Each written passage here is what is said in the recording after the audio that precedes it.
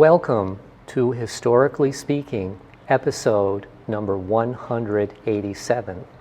And our topic today is the Borden Murders Revisited, the murder of Andrew Jackson Borden and his wife, Abby Durfee Gray Borden, on August 4th, 1892, in Fall River, Massachusetts. This is a story that I know well.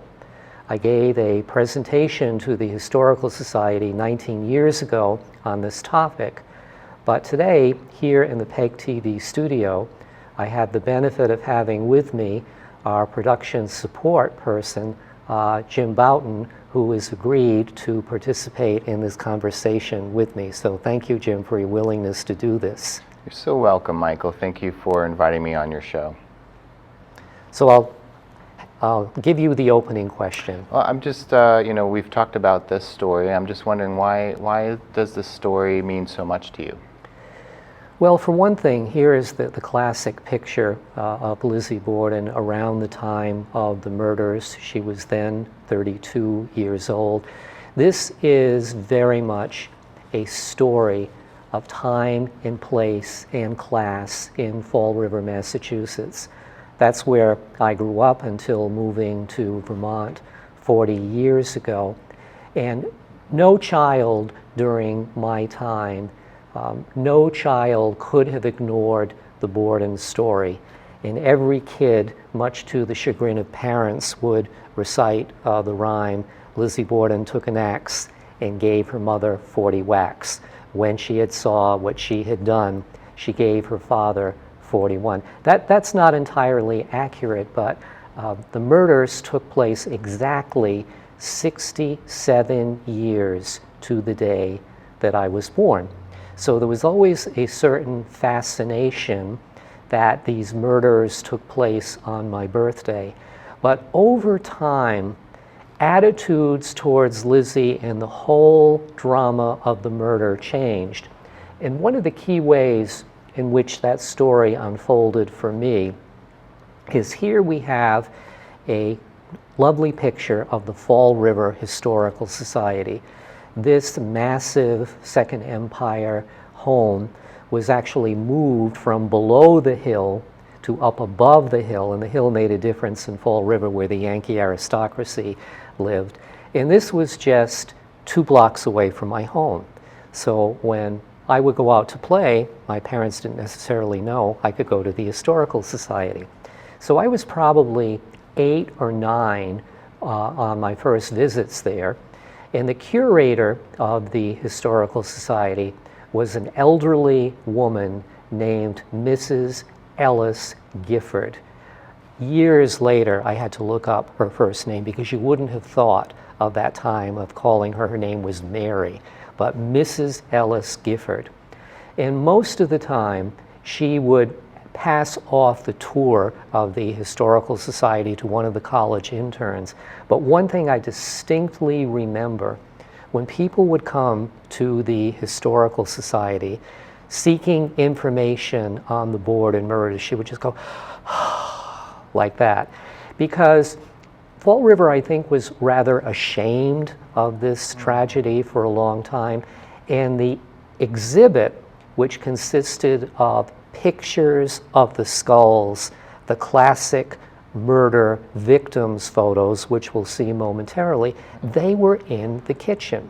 So that tells you something about the attitude that the Historical Society had in the 60s and 70s towards this murder.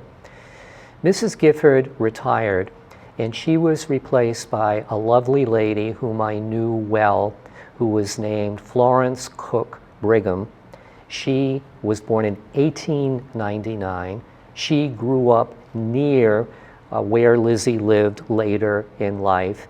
And most of the time, she kept a very professional, discreet silence about it. And she would say, like many people of her time in class, well, she was tried and she was acquitted, and we have to go by what the verdict stated. But what I discovered is that when I would go to the Historical Society when I was in college and had other things to research, and they had a wonderful collection of Fall River memorabilia and deeds. And Mrs. Brigham would come in, and when I got her off the subject a little bit, and we kind of strayed to Lizzie Borden, and she, knowing that I was not a typical information-seeking tourist, she would look at me and say, "I don't know who else could have done it." That's as near as she came to an outright admittance that Lizzie was indeed guilty. But let's look at some aspects of this story. First is we'll look at the timeline. As I mentioned, the murders took place on August 4th, 1892. 7 days later, Lizzie was arrested for murder. We'll look at what happened to have her arrested.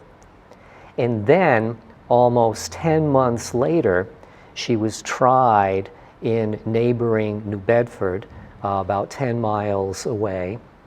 The trial lasted 15 days, great notoriety, massive coverage in papers, including the Rutland Herald, and all over the country. And then Lizzie died in her second home, the age of 66, in 1927. So that's the span of the story. And of course, no one I knew, both of my dad's parents were born in 1892.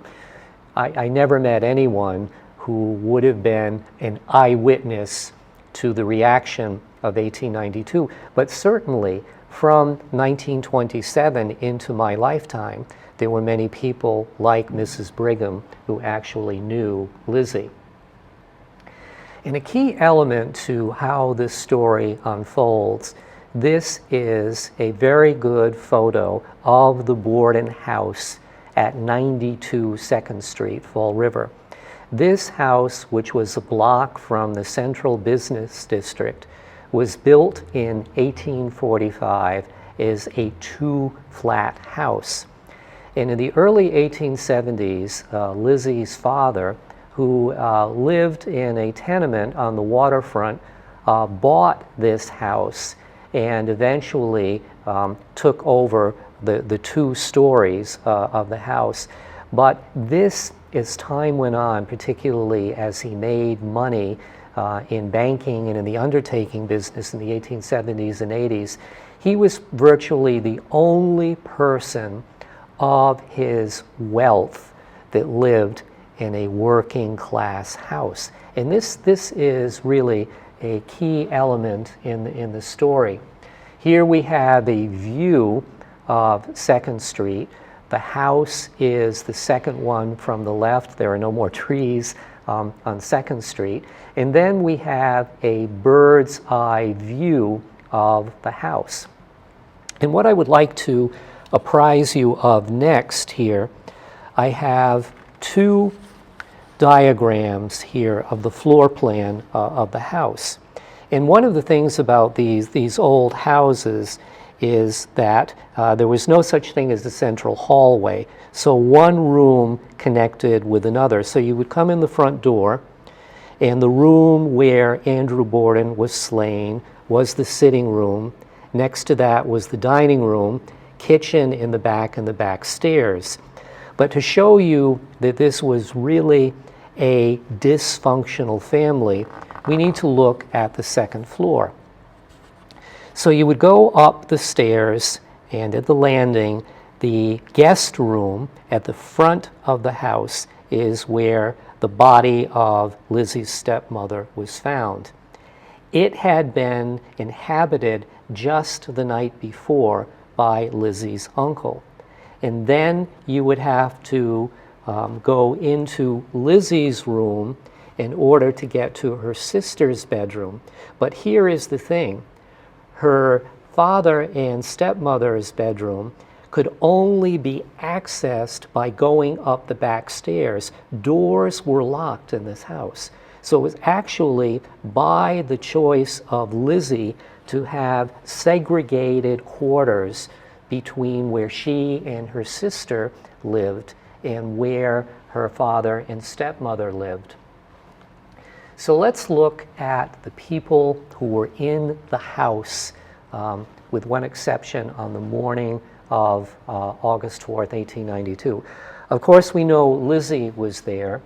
We have images of her father above, looking like the miser that he was. This is an image of Abby, Lizzie's stepmother. She had been her stepmother since she was 2 or 3. Lizzie's mother died of probably some kind of obstetrical complaint when Lizzie was 3. She never really knew her own mother. This photograph of Abby, her stepmother, was taken when she was 49, and it doesn't really show that Abby was a very large woman. She weighed about 200 pounds.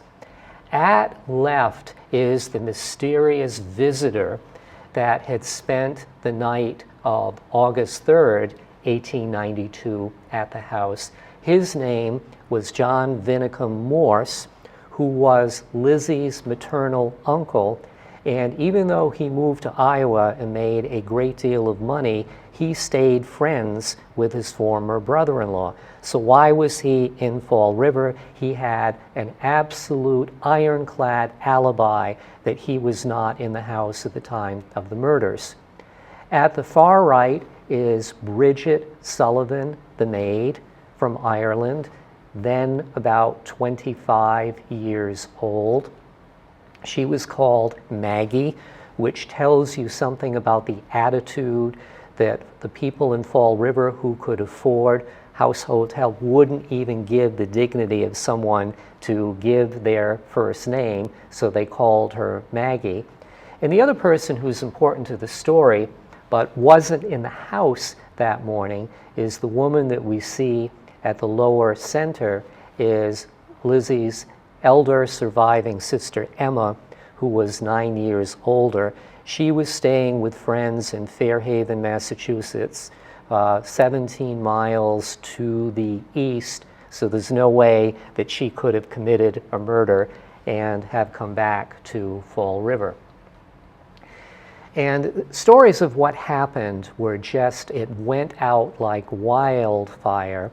And I am quoting here from the front page of the Rutland Herald, because sometimes people have asked me, what does this story have to do with Rutland? Well, everybody in Rutland in 1892, in the months that would have followed, knew this story. And I think it's worth just quoting from this article a little bit. Killed with an axe, Fall River man and his wife murdered in their home yesterday. No trace of the murderer discovered. Andrew J. Borden and his wife and two of the oldest, wealthiest, and most highly respected persons in the city were brutally murdered with an axe at 11 o'clock this morning at that home, within a minute's walk of the City Hall in the central business section. The circumstances are most surprising and shocking, and up to this hour, no trace of the murderer or his weapon can be found. So although there are conflicting accounts of what happened, let me just try to walk you through the timeline of that morning. The mysterious uncle had left early after breakfast. Lizzie never had breakfast with her father and stepmother. Her stepmother sent the maid, Bridget, outside to wash the windows. Now, why she would have chosen to do this on a hot day in August, we don't know. According to what Lizzie said, her stepmother received a note to go out to make a sick call. Now, people on the inside knew that Abby, conscious of her girth, just didn't make social calls. The only person that she saw regularly was her half-sister, who was 30 years younger than she, but for the most part, she didn't make social calls. So the motivation for Abby being out of the house there was no note ever found. Right. And they never found that note, They right? never That- found that the note. note. Was never discovered. It was only Lizzie's word for that. So in the meantime, her father went out to do his business rounds, but he came back home at about 10:30, 10:45, wasn't feeling well. The family had been ill from eating rancid mutton, and they all had food poisoning. So Andrew Borden uncharacteristically came home early and lay down in that front sitting room, where probably within 15 minutes he met his fate. So, depending on what version of the conflicting testimony that you hear, Lizzie claimed at one point to be outside eating a pear. She claimed to go out into the barn up to the second story looking for fishing lures. And also, according to Bridget, Lizzie was on the stairs when her father came home, and Bridget said that she was laughing. Now, take your pick with all of these stories. What we do know is that at about 11:15, 11:20, Lizzie said to her immediate neighbor to the south, please come, someone has killed father, and then we have the events that followed. Now, behind us, we have a very interesting archive from someone connected to the Borden murders. Probably 25 or so minutes after the discovery of Mr. Borden's body, Dr. Seabury Bowen was called to the house. He had been the Borden's physician, and several days earlier, he had been called by Lizzie thinking that the household had been poisoned. And Mr. Borden answered the door and said, no one is poisoned here. You don't want to pay the doctor for his visit. So he was first on the scene.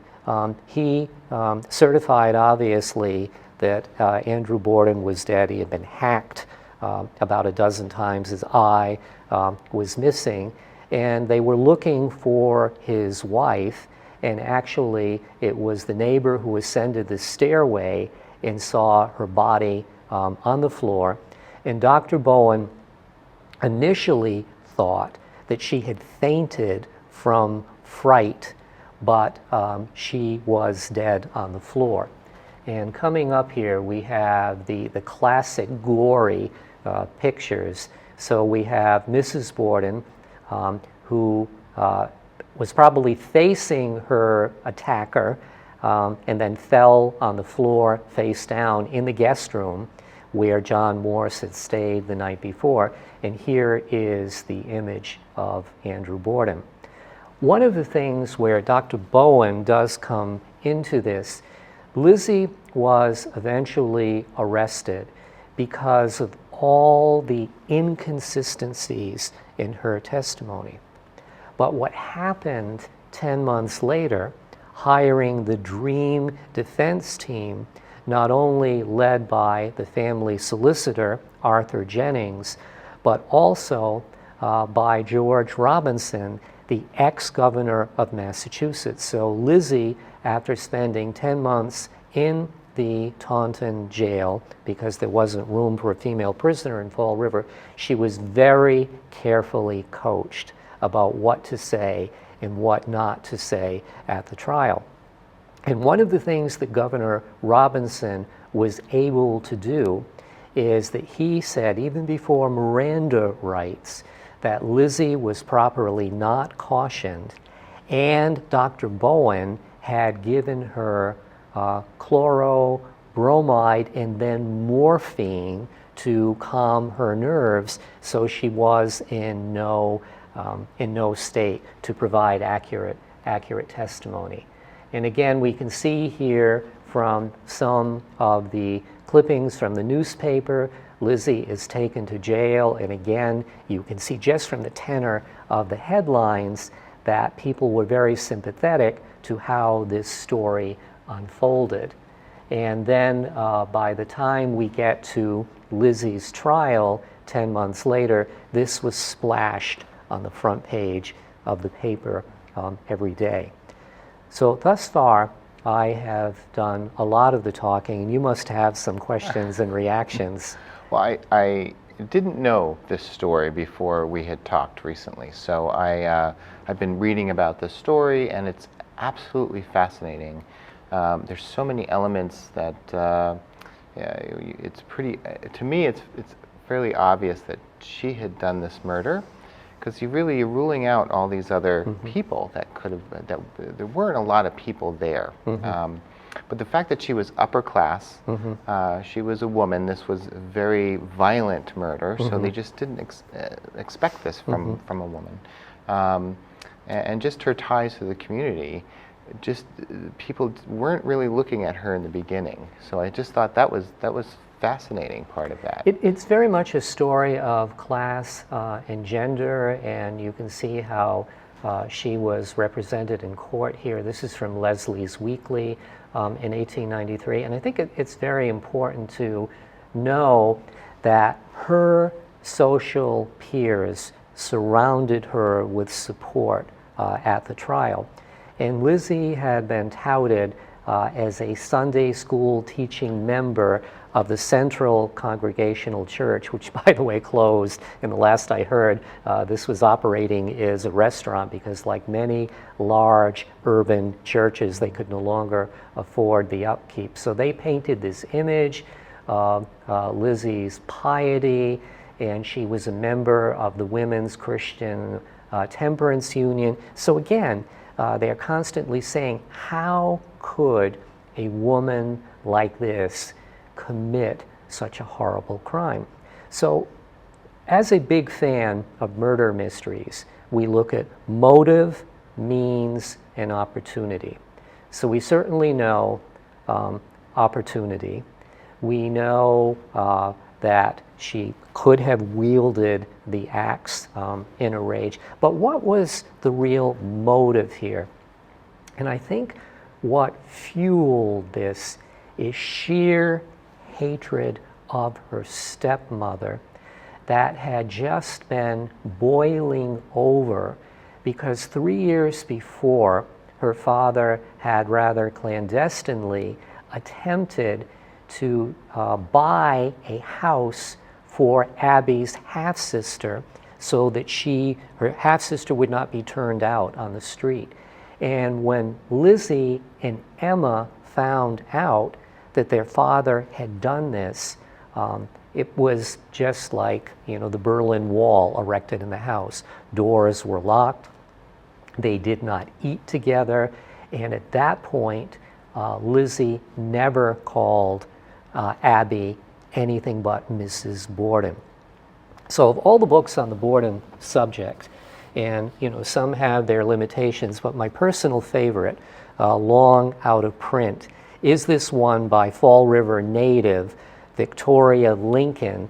And she, as a child, she was born in 1905, she lived 2 houses away in Lizzie's post-retirement home here. This was where near I grew up. So Victoria Lincoln was 2 houses down, and she would see Lizzie, on her porch or out in the yard, and she noticed that, people kind of kept away from her. And she said to her parents, well, why is it that people shun Miss Borden? And her parents said, well, she wasn't kind to her parents. Now, is that an understatement? But I think that since Victoria's father was a peer of Andrew Borden, served on many boards with him, bank presidents and the like, what I think can't be documented explicitly, but why would Uncle John be present the day before the murder? And I strongly believe that he and Andrew were going to sell some common property that they held together, and maybe make a disposition that would be favorable towards Abby, because in fact, Andrew Borden never made a will. So when you talk about the motivation fueled by hatred, because Abby died first, her estate, they had no children by their marriage, went to Andrew, and both Emma and her sister Lizzie were Andrew's heirs. So there you have it. And I'd like to go back a moment to Governor Robinson's tax to the jury. And he said here, as we can see, he reminded the jury that it is not your business to unravel the mystery, but to say, is this woman defendant guilty? And as he got to the end, the former governor said, to find her guilty, you must believe she is a fiend. Does she look it? As she sat there these long, weary days and moved in and out before you, have you seen anything that shows the lack of human feeling and womanly bearing? So he played to the all-male audience. Information was carefully controlled, and though I feel that no one else could have done this murder, the evidence is circumstantial. And I think even today, since a double murder was a capital offense in the Commonwealth of Massachusetts in 1892, there would not have been sufficient evidence to hang Lizzie. Right. Now, did they, I just have a quick question for you, did they continue the investigation? So she was tried, she was found not guilty, but did they follow that through the years that she remained alive? Did they keep investigating this to see if No, it was never investigated again, but I think the court of public opinion was not in her favor. And part of one of the things that many people of a certain class in Fall River frowned upon, she bought the big house in the Highlands where she thought she should have been living beforehand. She gave the house a name. She had the name engraved in the steps called Maplecroft. You didn't do that in Fall River. And she was expected, I think having gotten away with it, to live quietly, to live demurely. That was not the case. She hung out with a theater crowd, and not that Fall River eschewed theater people, but riotous parties were not something that a woman who had been convicted of murder should have been doing. And after one of these parties in 1905, Emma, her sister, parted company with Lizzie, moved to New Hampshire. And here's the strange thing about all of this. Upon hearing from the newspaper that Lizzie died June of 1927, Emma collapsed on the floor, fell, broke her hip, and died 2 weeks later. Wow. So that's the synergy between those sisters. And as we wind down the story, and boy, the time has gone by so quickly. During my childhood, at left, you can see the very recognizable Borden house. And the Borden house was actually the office for the Leary Press, which you can see at right. So what they did is a local press that ironically printed the Fall River Catholic Diocese newspaper came from this press. So in my time, much of the house with the air conditioner in the front window was used as an office. But as part of Fall River's revitalizing and the ability to make money on the Lizzie Borden trial, they cut away the Leary Press, and now Lizzie Borden's home functions as a bed and breakfast. So there it is. And what I have said today is meager by the volumes of things that you can find about Lizzie. There's a whole industry devoted to this murder. Well, thank you so much for having me on to learn more about this story. It's fascinating. Yes, it is. And not to sound ghoulish, but it's fun just to relate this story that I know so well. Thank you.